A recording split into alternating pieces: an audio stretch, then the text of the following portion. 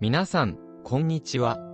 私は2500年前、釈尊が法を説かれたその場に居合わせた弟子の一人です。今日は、妙法蓮華経の中でも、特に私たちの心に響くものとなる、500弟子受記本第8についてお話しします。このお経は、釈尊が弟子たちに未来の成仏を約束する場面です。特に、古波多羅西という弟子が、その功徳を称えられ、未来に仏となることが予言される物語です。そして他の500人の弟子たちも同じように成仏の機を受けるのです。この物語を通じて私たちも自分の中に眠っている可能性に気づくことができるでしょう。それでは一緒に見ていきましょう。その時、古名は、釈尊の知恵に満ちた説法を聞き、また、大弟子たちが、阿耨多羅三脈三菩提、つまり、最高の悟りの木を授けられるのを聞きました。さらに、過去世の因縁を聞き、古名の心には大きな喜びが湧き上がりました。彼は立ち上がり、釈尊の前に進み出て、こう思いました。世尊は本当に素晴らしい。衆生の心に応じて法を説き、人々の執着を抜き取ってくださる。このことは言葉では言い尽くせない。世尊だけが私たちの心の願いを見通しておられる。と。その時、釈尊は僧たちに告げました。この古名は、常に最も優れた説法者であった。如来を除いて、説法において彼に勝るものはない。過去9億9000万の仏の下で、彼は説法第一の弟子として活躍した。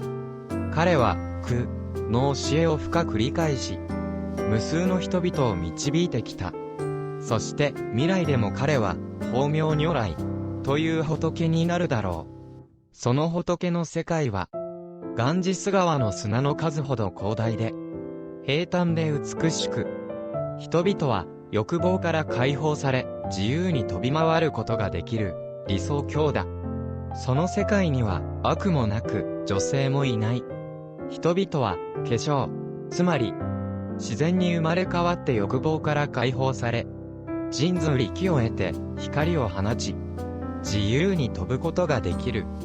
その世界では法を喜び、瞑想を喜ぶ二つの食事で満たされる。菩薩や聖門たちはよく法を教え、習得している。その時代は法明と呼ばれ、国は禅定という。仏の寿命は無料で、教えは永遠に続くだろう。と釈尊は僧たちに告げました。この予言を聞いた1200人の阿羅漢たちは、素晴らしいことだ。聖門が仏になることができるのだ。もし私たちにも木を授けてくれたらどんなに嬉しいだろう。と1200人の阿羅漢たちは心に思いました。すると釈尊は彼らの心を見抜き、マカカシヨに語りかけました。カシヨよ、私はこの1200人の阿羅漢に今ここで阿耨多羅三脈三菩提の木を授けよう。阿耨経人如は6億2000万億の仏を供養し、未来に不明如来という仏になるだろう。その名声は世界中に広がり、すべての人々から敬われるようになる。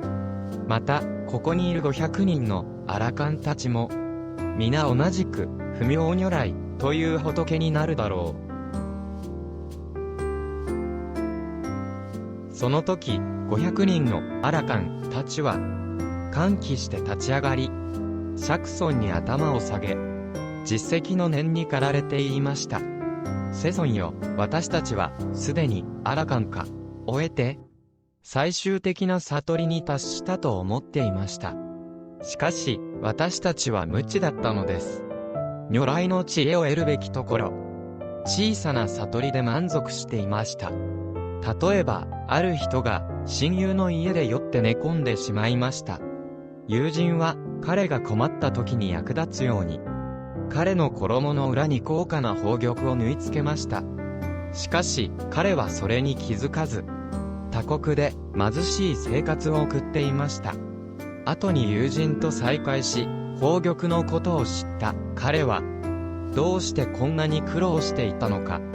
この宝玉を売れば何不自由ない生活ができたのに、と言ったでしょう。セゾンよ、あなたも同じです。あなたは私たちに一切地を説いてくださったのに、私たちはそれを忘れ、小さな悟りで満足していました。しかし、その知恵は失われることなく、今ここで私たちに授けられたのです。私たちは、この予言を受けて、未曾有の喜びを感じています。本日は、500で四呪基本第8を通じて、釈尊が私たちに伝えた、すべての人が仏になる可能性を持っている、という深いメッセージを学びました。この教えの核心は、私たちの中にすでに宝がある、ということです。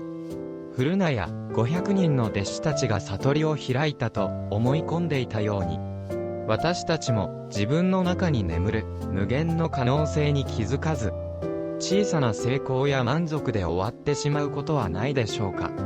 しかし、釈尊は私たちの中にはもっと大きな宝がある。それを探し、生かしなさい、とお説きになりました。その可能性を開花させるためには、私たちの日々の心がけがとても重要です。相手を思いやる心、自身を成長させようとする意志、困難に立ち向かう勇気、こうした小さな積み重ねが、大きな悟りへとつながるのです。私たちはすでに仏になるための種を持っています。その種を育てるかどうかは私たち次第なのです。釈尊の教えは2500年経った今でも私たちの心に光を灯し続けています。その光を信じて日々仏の道を前進してまいりましょう。今回は500で四呪基本第8をお伝えしました。次回は儒学無学人基本第9をお伝えいたします。この動画が皆さんの心に響いたら、ぜひチャンネル登録といいねボタンを押していただき、この動画をあなたの周りの方にお勧めされることも、また釈尊が求める仏の道、大乗の道にもつながることでしょう。また、皆様の感想もコメントでお寄せください。次回も、また、釈尊の教えをわかりやすくお伝えします。